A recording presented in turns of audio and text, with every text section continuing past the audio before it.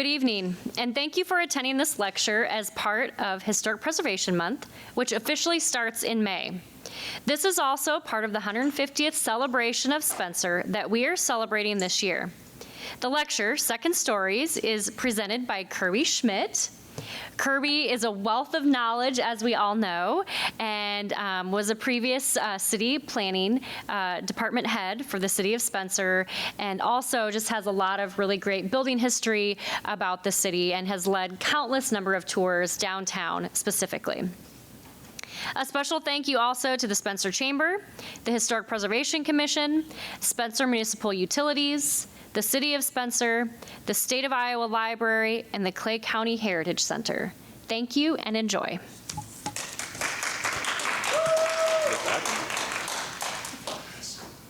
Good evening, everyone. Thanks, Sharifa, for that. So we're going to start. I'm going to have a little presentation first, a little dialogue, and then we're getting started. So the information used in this presentation is a collection of various articles found in the Spencer Reporter, the Spencer News Herald, and photographs accumulated by the City of Spencer, as well as data extracted from the 1921 and 1945 R.L. Polk and Company City Directory, Spencer City Directory, the 1972 Johnson City Directory, the 1971 Spencer Centennial Book, the 1984 History of Clay County Book. One thing to mention while we go through this is the 1921 City Directory used the old addressing format that does not transfer easily to today's addressing. So, for an example, in 1921, we have addresses from 409 to 495, 14 addresses on the one block. So it's, you try to figure out which address goes to which building. So anyway, and also the 1921 doesn't specifically say what is upstairs. So it's kind of a interpretation as to what might be up there. So anyway, the years 1921, 1945, and 1972 were chosen because they represent three distinct eras in the history of the downtown business community. 1921, 100 years ago, is at a time in our history when Main Street has been filled in with business buildings from the river to the railroad depot. 1921 is a time in which we see a push to replace many of the original wood frame buildings with more substantial brick structures. And this year can also be used as a means to observe the type and number of business firms that have chosen to occupy the second stories within the downtown business district for the convenience of their clients. 1945, which is 76 years ago, illustrates the second-story commercial uses in a post-1931 fire community. In 1945, the country was nearing the end of World War II. Private businesses during the war were forced into a holding pattern until the end of the hostilities. Rationing was the most of most consumer products was the norm. And so so what has changed in the downtown since 1921, and what has stayed the same? And are there more opportunities to live in an apartment downtown? 1972, 49 years ago, we see fewer businesses occupying the upper stories. 1972 was a time in our history when there were more opportunities for some of these business firms to locate in areas outside of the downtown. Consider all the new commercial development south of the bridge or along Highway Boulevard to the north. 1972 was just prior to when steam heat was discontinued for a large number of downtown buildings. And when the steam heat discontinuance was announced, building owners had to make a decision whether to reinvest in their properties to continue to be able to offer commercial or residential second-story rental space, or was the writing already on the wall because of the economics, reduced demand, and accessibility issues. Today's tour will commence on the east side of Grand, starting at 7th Street and proceeding to 3rd Street, and then return north along the west side of Grand, ending at the Tangney Hotel. This area incorporates the majority of the Spencer Downtown Commercial Historic District. So we start at 600 Grand, the Asher Motor Building. In 1921, the Asher Building was a single-story structure. In 1930, the building was enlarged and a second story was constructed that was used for automobile display and sales. About this same time, Mr. Asher sold all or part of his interest in the auto dealership to Rush Smith. Mr. Asher purchased it back sometime later. The second floor display and sales use was continued until the Asher Motor Company moved to the south side of Spencer in 1972. So, corner building was the Ashers. This represents a pen and ink drawing taken from 1928 showing the original building, and as you'll see, the, I don't go for it, always. Where is it? Not working. Okay. So the corner of the building is open. That is a post. You will drive your car underneath that corner of the building to get your gas. That's a recessed entrance there that you could drive through to get your car serviced. Okay, go to the next one. Okay, 1930, there it is on the top. It's filled in. The big plate glass windows are up there. The corner's infilled. So, and that's just being done because there's actually a photograph that I didn't use that actually has a car transport in front, and the windows aren't even in yet. So, they're in home of Rush Smith Motor. So it's changed from Asher's just for a while, and then it goes back. Back to 28. Okay, so the next building we're going to talk about. I love technology. Okay, the pool building is the next one. It's the second one, which is now the Pizza Ranch. 530, and in 1921 it was 550. A two-story building was constructed by Ralph Poole in 1923 for Case Automobile Sales and Service. A second story contained 7 rooms and a bathroom, which could be used for a large apartment or for 2 small apartments or offices. The 1945 directory lists the Poole clothing store on the first floor and 2 apartments on the second, one of which was occupied by Ralph Poole. In 1972, 1 apartment was listed as occupied. Period photograph of the Poole building. So here's the story. So Sadie Hurd, daughter of Leslie Hurd, the next building, married Ralph Poole. Sadie owned Poole's, the clothing store, a highly respected women's clothing store. Ralph worked at the post office. Sadie and Ralph's daughter, Imogene, married Bob McDowell, who opened a children's clothing store in the south half of the building. Okay. Now we go to the Hurd building, which is the tall one here. $528,000, the Hurd building. A 2-story building was constructed in 1915 by Leslie Hurd to replace a wooden frame structure. The first floor was used for an automobile garage, with the second floor for rent.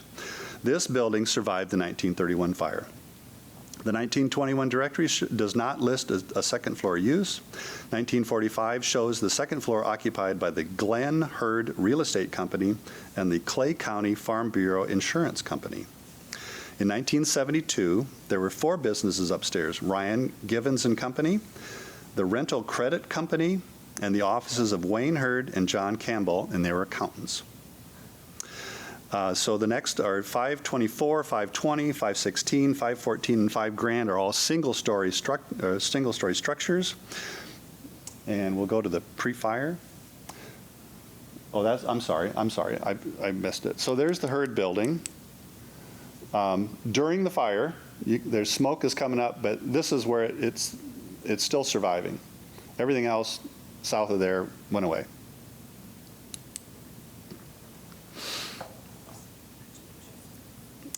Pre-fire 500 east side. There you go. This is a really fun picture. I just had to put it in. I know it's all about single-story buildings, and all those buildings that we talked about earlier are still single-story buildings before that. You see a lot of automotive use in this area, especially on the east side.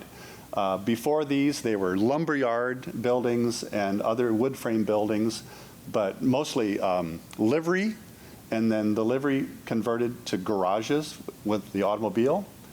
And so that's what you're going to be seeing. So Moore's livery was Ewing's. If you ever hear of a Ewing livery, or Ewing Motors, that's where that building was, and the Moores bought it and converted that. Another fun, really old picture, 1918.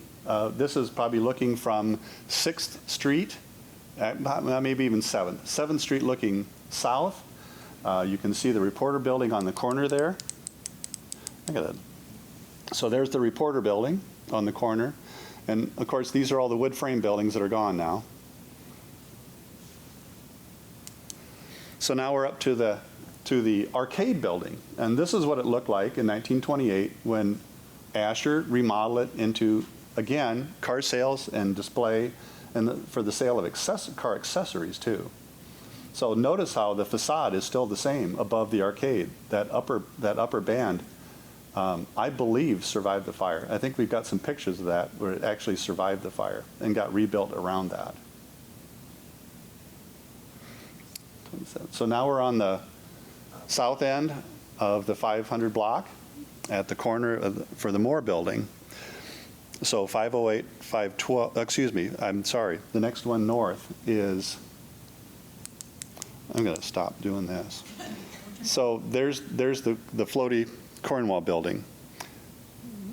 Again, post-fire. No listing for 21. 1945 lists the Federal Order of Eagles Lodge, and 72 has no listing. And then the 504 is the Grand Theater, or the Solon Theater, single story.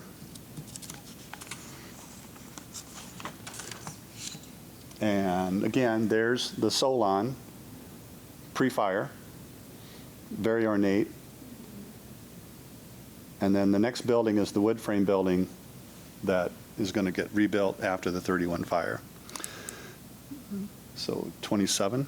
Sir, where that Go. Solon is, what's there now? Is that where the theater was? Yep, same spot. So now we're on the corner, 500 grand, the Moore Building, 1931. The 1921 shows numerous buildings at this address. F.A. Moore, which I think is Fred, Moore and Sons Real Estate. H.L. Steg, H-S-T-E-G-E, he's a broker. And I'm going to butcher this, the Alivero, A-L-I-O-V-O, I told you I'd butcher it, confectionery. And it doesn't list what's on the second floor, so the confectionery might have been on the first floor.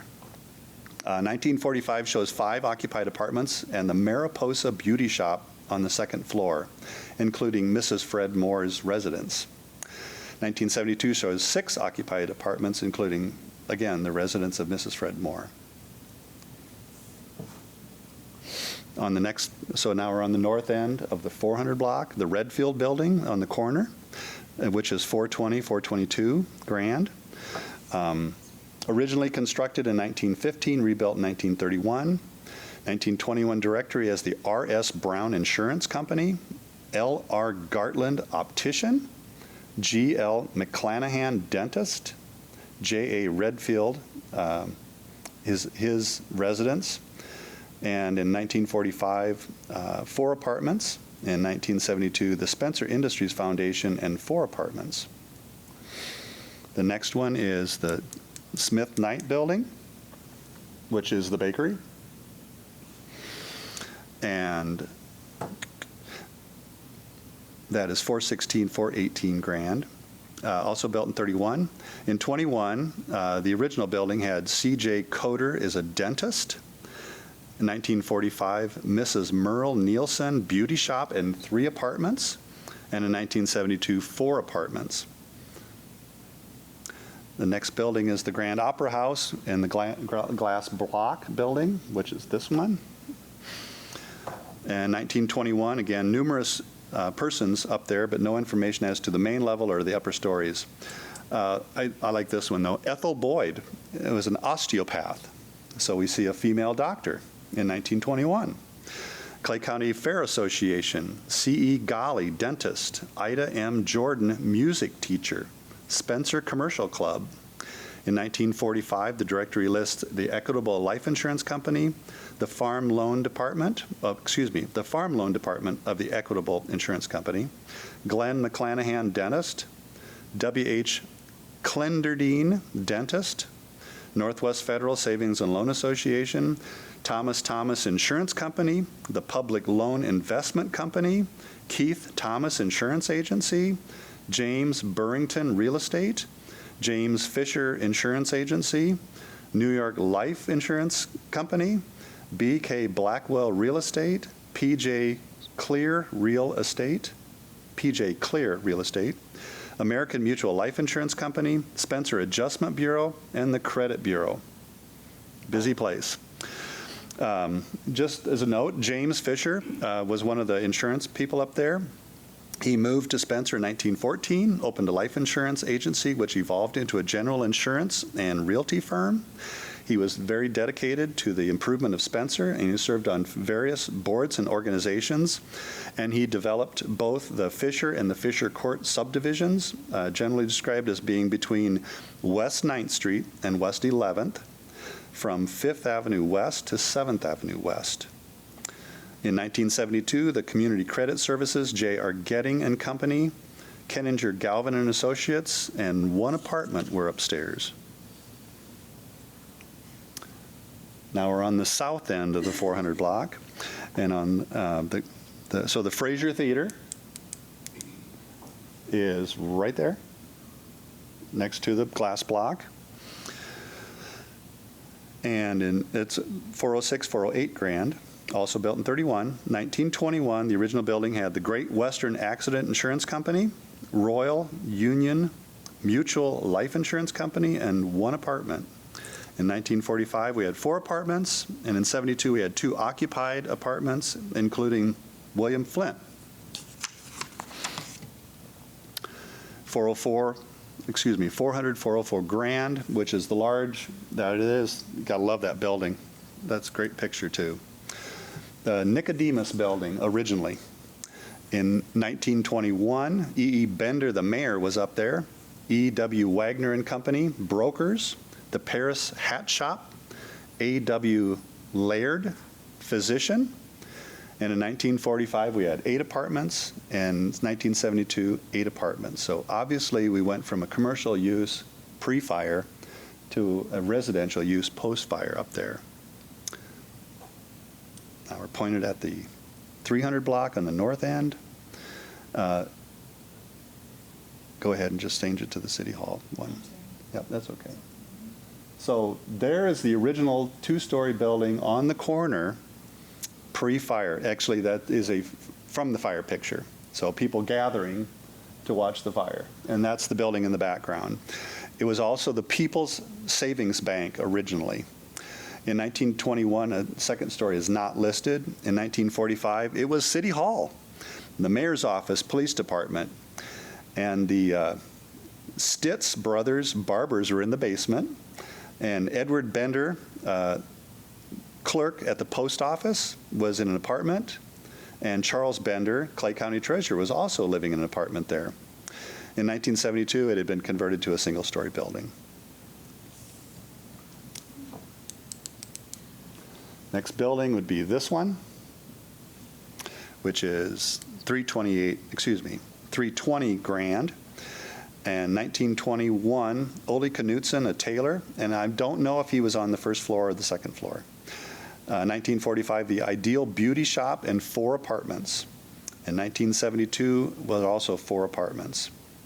318 was the next one to the south. 1921, Mrs. Alma Peterson was a milliner. 1945, we have 1 apartment. In 1972, an apartment occupied by Newell and Peter Redman, who most likely was renting the space underneath. Redman Shoes. 316 is the Huseman building. That's the one right here, right next to the alley, which I believe is the brewery now? The Huseman building. In 1921, F.L. Kingdon, photographer, and again, he could have been downstairs in the first floor. 1945, an apartment. 1972, an apartment. South end of the 300 block. And we're going to be talking about the woman's shop next. There it is without any vinyl siding on it from the period. But again, they're all single-story buildings from 312, 310, 308, 304, 302 are all single stories. So I don't have much to say about it, except there's a really nice period photograph of the south half of the Huseman building, and a really good look of what the woman's shop looks like without any vinyl siding or the transom glass covered up. Okay, we've got to the other side of town, and I haven't used an hour up yet. All right. Okay, so now we're at the 300 block looking north, and the Union block, 301, 303, 305 Grand. In 1921, the J.W. Fisher Insurance Agency was up there. J.P. Goebel was a lawyer, and 4 apartments. In 1945, there were 3 apartments occupied, and in 1972, there were 7 apartments occupied.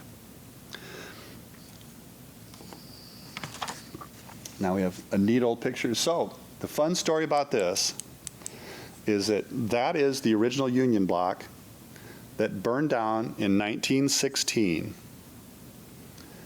Look at the round windows up top and on the side. But if you were to go in the alley, you can see round top windows in the alley. So the whole building must not have burned all the way down.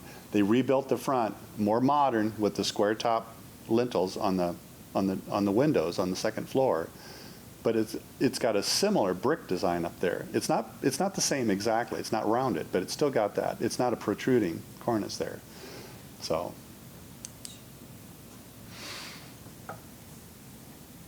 Do we have another one of that? Yep, there's the difference between them. Squared up, but very similar. Okay, the next one is because the next 2 are single stories. I kind of skipped over them. And now we're at the Gala building, the Woodcock Gala building, built in the early part of 1931.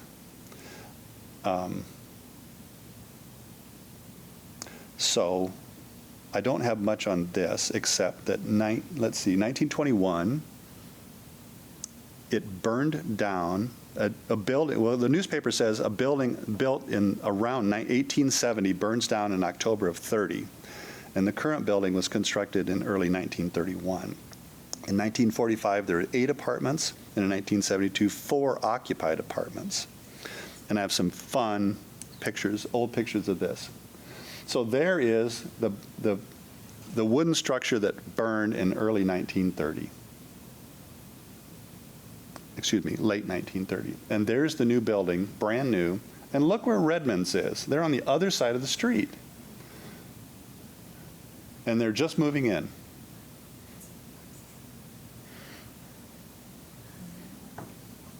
Okay, we're back to the street. And we're going to talk about the Hastings building.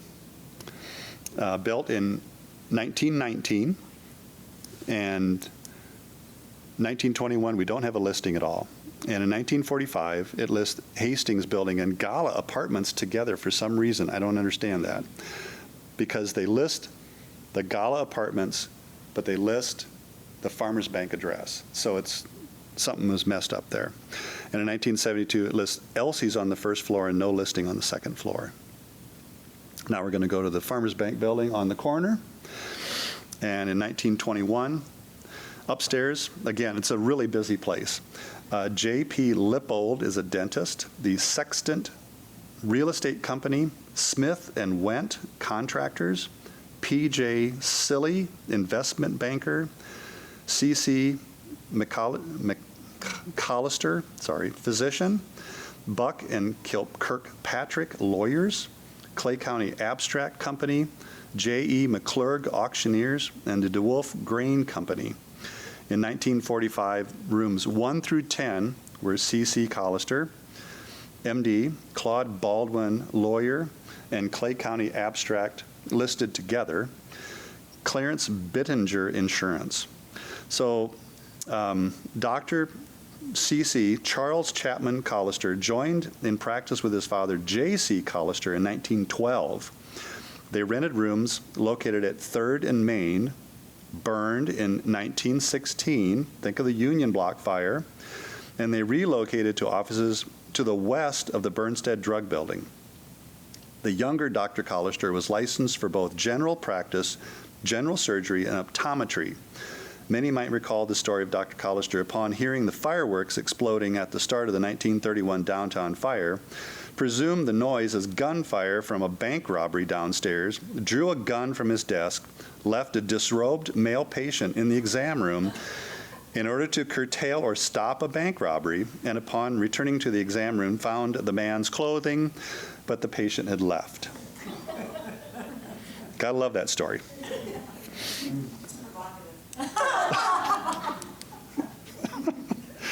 Possibly. Oh dear. Okay, here we are. We're looking at the south end of the 400 block looking north. 401, 405, also listed as 409 in 1921. The McAllister block, also rebuilt in 1931.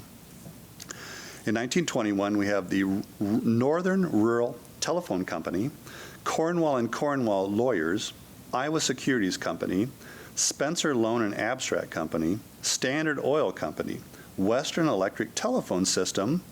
In 1945, again listed as 401 to 405 now, Edward Davis Insurance, Moulton Moss Insurance Agency, Gilbert James Lawyer, Cornwall and Cornwall Lawyers, Spencer Loan and Abstract Company, Robert Miller Insurance, R.C. Mickeltree Real Estate, Dorothy Morisky, Public Stenographer, National Loan Association, Federal Land Bank, Security Acceptance Corporation, Olga's Beauty Shop, and the Iowa State Department of Health American Red Cross. In 1945, Cornwall and Cornwall attorneys includes Dean T. Cornwall, R. Morgan Cornwall, Wendell W. Cornwall, and Wilson Cornwall.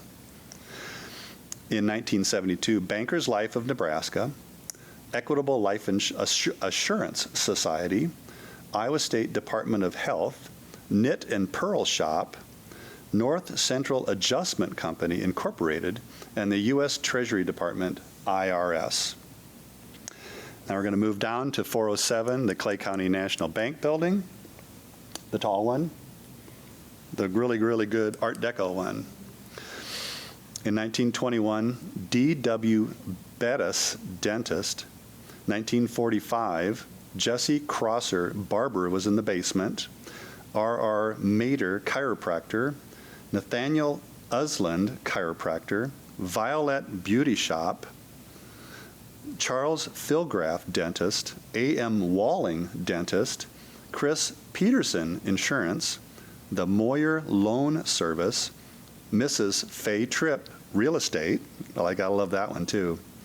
Bankers Life of Nebraska, Investors Syndicate, County Agricultural Conservation Association, Agricultural Adjustment Association, and in 1972 we have American Red Cross of the Iowa Great Lakes, the Iowa State Area Social Service, Mallory Realty Company, Minnesota Mutual Life Insurance Company, and the Woodman Accident and Life Company. So with all those dentists up there, it had to smell like alcohol, right? And here's a really good view of the pre-fire at 4th Street looking north. You can see the McAllister block, the original McAllister block over there. You can see the original First National Bank, which was the Clay County National Bank. The strange thing is, so in 1920, Medler builds their new building. They just get moved in. Frank Medler dies. Medlers were in the 3rd floor of the bank building. And you can see Kahn's studio on that thing. Kahn didn't move in 21, but he was there in 22 because I found a thing in the paper that said he moved in. So that 3rd floor must have been vacant for that 1 year that we chose this particular directory. So we missed that one, but Kahn was up there for quite a while. 411 Grand is also a single story. Once you go back to the We don't have that to number 11? Yep. Yep. So there's the 411 Grand. It's where the Kunith building, it's where the fire stopped on the west side. That one survived. The next one we're going to do is the J.S. Painter block, which is the IOF hall, which is 413, 415 Grand. Built in 1891. Mr. Painter was to build the lower floor, and the International Order of Odd Fellows agreed to construct the second floor and the roof. And the second floor was used for that purpose in 1921, 1945, and it was vacant in 1972. The next one is 417 Grand. I can't remember who's in there right now. That's a nail salon, Angel Nails? That's the nail salon, that's the Mexican restaurant. Yep. Okay. And I do have to admit, it gets really complicated right in here with the spacing of the doors on the original buildings. They each have their own door going in, like there's a door there, there's a door there. I think there's a door there. The addresses get really complicated for me to try to figure out who exactly is where. So I'm not saying I'm really accurate there. So 417, 1921 lists a C.S. Graben physician at 457 Main. Also a Mary Jones residence at 489, and the Owl Club also at 489. So I know that the Jones family had a grocery store in one of those two buildings, and it makes sense to me that the one we're talking about right now, she would have lived there, because if that metal comes off, there used to be a bay window on the second floor, and the Jones family lived there. So it makes sense that that's possibly the 489, and the Owl Club was somehow in there too. That was Feldman's too, right? With that big window, Feldman's? Well, but didn't Feldman's move one store too? Because they didn't have that one. They had, yeah, at one time they had, so Feldman's was this, when I was a kid, that's where Feldman's was. But I also understand that Feldman's was in that for a time too. So, yeah, and that's the really bad part about reading old newspapers, because they'll say John Smith's grocery is in the such and such 3 doors away from this guy's building, and it's like, and of course they're all trading buildings that I need more space, or they keep moving around, so it's really hard to figure out where everyone's at. So. In 1945, there is no listing. In 1972, there's no listing for 417. 419, the last, again, I wrote down, the last 2 listings that I just gave you could have been in that building too, because it's really hard to figure out which. It gets a little bit easier on the next one, which is the Krause building, which is the Squire shop. 421, H.W. Krause building, built in 1913. 1921 lists the Guyot and Green Barbers at 491. 1945 has the Paramount Beauty with an E on the end instead of a Y, salon at 421. And 1972 it lists 2 apartments. 1923, Grand, the Haygarth building, the one on the corner. 1921 lists N.S. Dyer Real Estate. In 1945, Clarence Coder, dentist. Richard Fair, optometrist, and George Haygarth, a lawyer. George Haygarth established his law practice above his father's drugstore building. William W. Haygarth built it and remodeled it. And in 1972, all we have up there is Claude Baldwin, an attorney. So now we are on the north end of the 500 block on the west side. And we're going to start talking about the Citizens Bank, which is the one on the corner, and work our way this way. I don't have a really good picture of that block looking north, so we're going to do it from that way. So 501, Grand, Citizens National Bank, 1921, Heald, and Cook lawyers, T.H. Johnston, physician, E.E. Munger, physician, Red Cross Home Service Company, and the R.W. Reamer, dentist. In 1945 was Clara's Beauty Shop, Waldo Solholm Dentist, Bowman Business Supply, Albert E. Munger Physician, E. E. Munger Jr. Physician, and in 1972, no listing. So Dr. E. E., or Albert Irvin Munger Sr., came to Spencer in 1885. He practiced in Spencer for 50 years. His son, Dr. E. E. Munger Jr., joined his father just prior to the Depression and continued to practice medicine in Spencer for 20 years after his father's death. The younger Dr. Munger was greatly interested in pathology and as it related to more accurate diagnoses for his patients. He had also received training in blood transfusions, and Dr. Munger Jr. retired and moved to Arizona in 1969. So there is the original 501 with the turret on the corner, and that building is still there. It's remodeled. The terracotta tile got put on and the turret got taken off. They remodeled it, and we've got news articles about when they did it and how much it cost. So, you want to do the next one? And there's the newly remodeled one, except for the really old cars, so you know it happened a long time ago. The upstairs windows there are really cool. They've got a vertical mullion and a horizontal, and they've got diagonals on all those windows. If we were to ever get those unboarded and fixed up, they're just going to be spectacular. Next building, 505 Grand, the Moore Birdsall Building. 1921 lists the Central Hotel torn down on 1922 to construct the current building. A news article in 1922 states that there will be 2 offices in the front and a lodge hall in the rear. And my father told me a long time ago, there was a dance hall up there, the big band, Champagne Bubbles. Thank you, Lawrence Welk. Lawrence Welk played up there. My dad said that. And then he helped Everett Roskins remodel it. And he said it was really hard to drive nails through that hardwood floor, the dance floor. So they made offices up there. So, and now it's 2 apartments, right? So,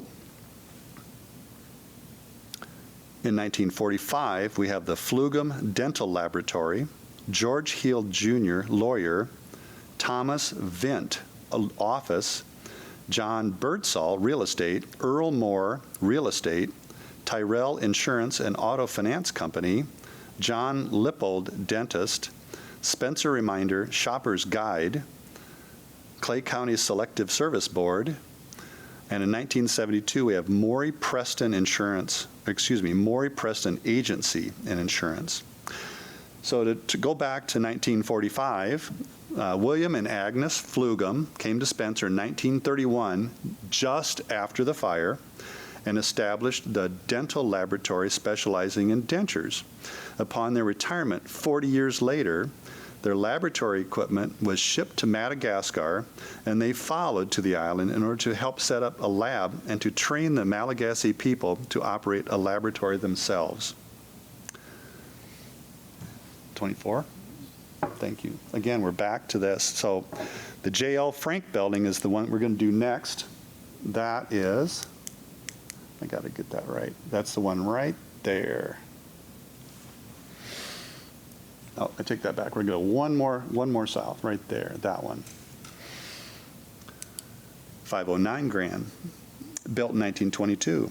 And there is no listing for 1921. In 1945, we have Ethel Boyd, osteopath, the Frank Apartments, the owners, and one, in 1972, we have 1 apartment listed. 511 is the Wilsey building right next door, built in 1919. There's no listing for 1921. 1945, the Lovely Lady Beauty Salon, the Francis Rustard Osteopath. Now we have another one, and 1 apartment. And in 1972, we have 2 apartments. And the 513, 515, 517 Grand are single stories in the middle here. So we're not going to spend a whole lot of time there, but we're going to move on to the Hanson building. 519 grand, built in 1948. The second story of the earlier building was used as a residence for the Hanson family. The 1948 building was also constructed, but configured as a two-story dwelling for the Hanson family. We have a couple neat old pictures of that. There's the original two-story from Ole, the father, and you can see the wooden building on the south side that was replaced, and you can see the Knight building, which is going to be the next one, on the north side. That was torn down. Go ahead. And there's the new one that we have today. Again, the windows up there represent the two-story dwelling. It's a full-blown dwelling up there. And I had the opportunity to do a tour last year for the downtown tour up there. That is a really, really neat place. When did they build that back? 1948. Okay, we've worked our way all the way down to the F.W. Knight building. I don't have a year on that. Why did I not do that? 521 grand. So 1921 lists E.W. Bailey, Leslie Brown, F.W. Knight Real Estate, Spencer Light and Water Company, and that actually could be on the first floor. Most likely it is. 1945, there's no listing for the second floor, and the Green Brothers Barbers are in the basement. In 1972, it lists one apartment. Now we're on to the 523 grand, which is the Reporter Building, right on the corner, built in 1913. It has no listings for both 1921 and 1945, and in 1972 it lists 2 apartments. So there is a photograph that was taken during the Depression by the federal government to keep photographers and artists busy during the Depression. And it's that actually came from the Library of Congress. And that's what it looks like with all the brick and the windows and the recessed door opening. And that fire hydrant is still there.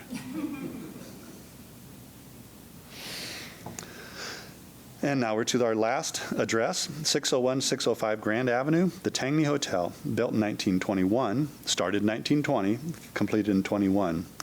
There are no businesses that I know of above the main floor, but several other businesses in the building that I thought were kind of interesting over the years. 1921, we had the N.E. Driscoll Confectioner, William Ellis Barber, Harris Brothers Bus Line, J.W. Uncle's Billiards, and in 1945, we have the Driscoll Candy Company, Couch and Green Barbers, the Tangney Hotel Coffee Shop, Bus Depot Lobby, the Gift Shop. In 1972, we have Eddie's Coffee Shop, Burroughs Corporation, The Cellar, the Fireside Inn, Greyhound Lines, National Cash Register, Orkin Exterminating, Scenic Hawkeye Bus Lines, Spencer Answering Service, and the Tangney Hotel Barber Service. There's when it was just 4 stories. And everyone was proud about it. And way on the left side, you can see the remnants of the Erling that were used, I believe at the time, for the family of Tangney to live in.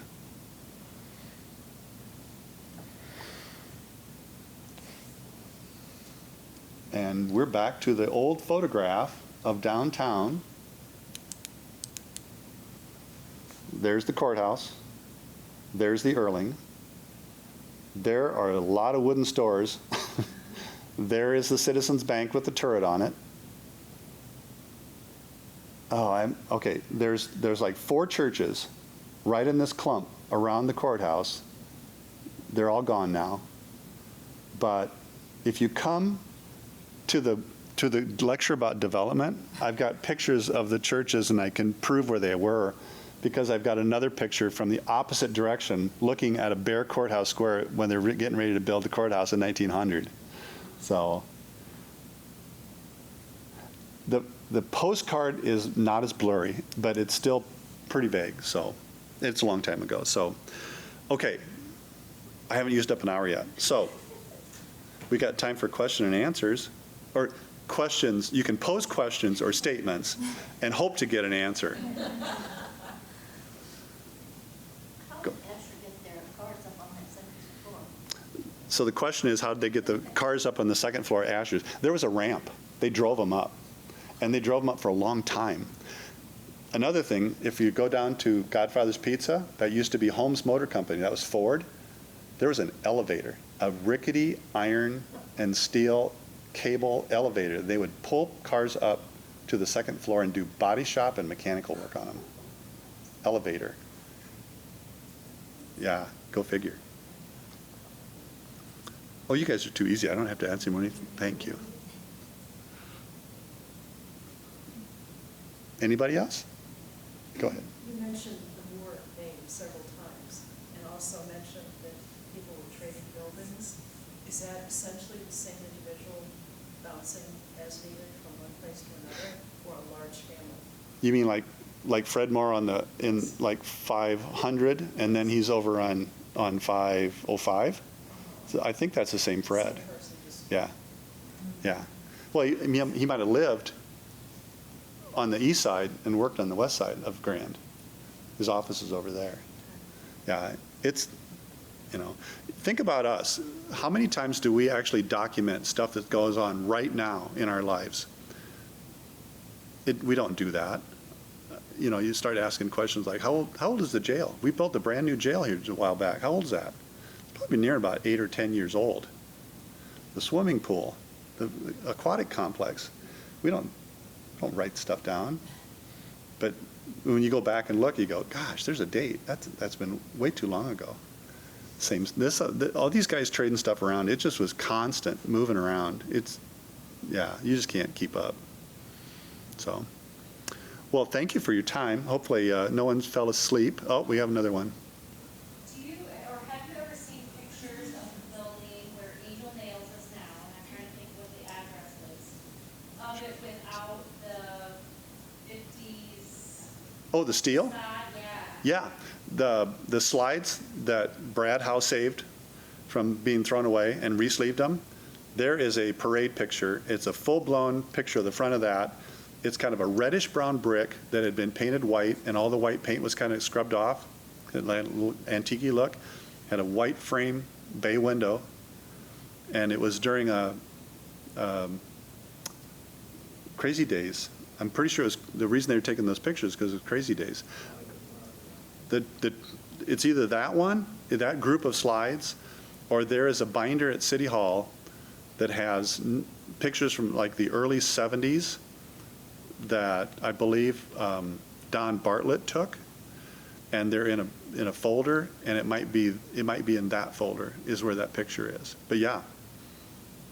So obviously they whacked the bay window on when they put the metal. When they put the metal over the front, they had to get rid of the bay window. So. There's a picture of Feldman's at the Playground Heritage too, right where that Feldman sits, it's not really a Feldman. It's here. Is she the same Feldman? No, I asked. She had married into it? No. Oh, okay. Cool. Yes, that's true. So was Candy Brewery in the south half of where Steffens is now? They leave and Steffens took over that whole space. They used to share a space. It was a drugstore, it was Stephens, and then Katie Blue. Oh, In Steffens building, or was it the north half of the bakery building? Well, it's where, Katie Blue is where. Drugstore was up Yeah. Drugstore, and it was Clinton Furniture first, Yeah. and then it was Candy, and then the bakery. Okay, so, but K&D Bootery wasn't in the north half of the bakery building. It was still in the south Yes. chunk of the Redfield building. I think so. Yes. Okay. I just asked him about that. I just remember the big golden goose, Yeah. plastic golden goose when I would. Anything else? If not, I'm going to ask Nancy to come up if she wants to have a little time to talk about her thing, and we'll get Sharifa back up. So we're hosting our 5th annual Downtown Upstairs Tour on Saturday, starting at Sisters Cafe for cinnamon roll, coffee, and juice at 9 o'clock. And then we'll send people out the door at about 9:45. We'll go to 5 locations. The only one we're repeating this year is the Brown, so we'll go to the International Order of Odd Fellows upstairs there. We're going to see the Loft by Prest. It's the premiere of that place. It's right above Prest. We're going to go above where Spencer Sewing was in the Union Block. They're doing construction there, Aaron Tekken and his group. So the 3 apartments up there are getting renovated. We're going to go across the street to Quail Law, and we will also go into Betty Flint's apartment above the Beehive and Grand Bridal. So if you want to go, I've got tickets, or you can sign up online, or you can just show up any time between 9 and 9:45 at Sisters Cafe on Saturday. $20.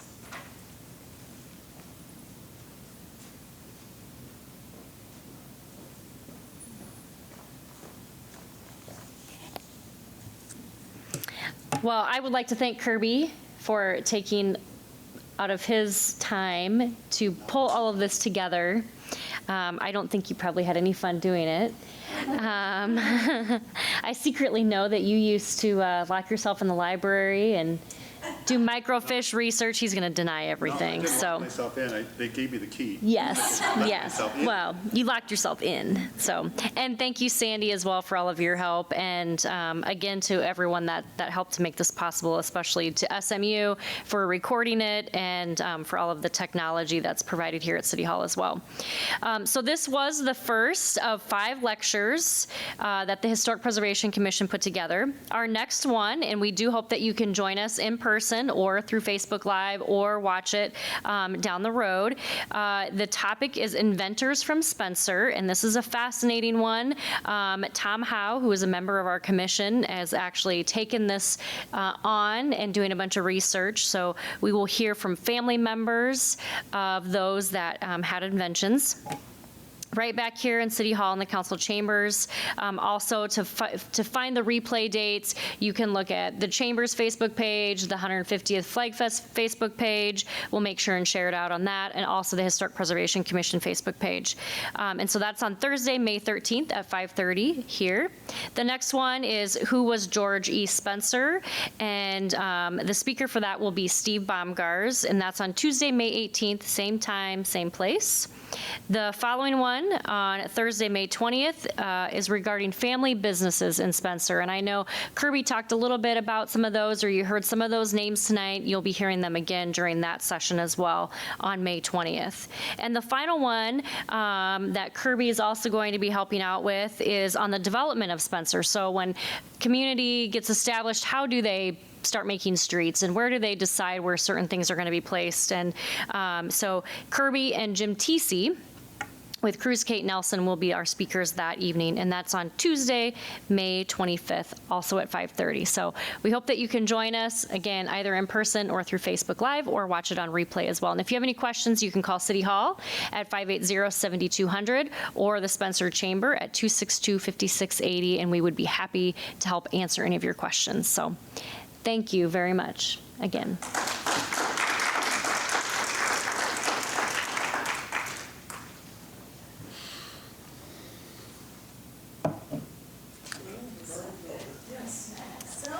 Wake up, Bob. Did I put you to sleep? I bet you I put your leg to sleep at least.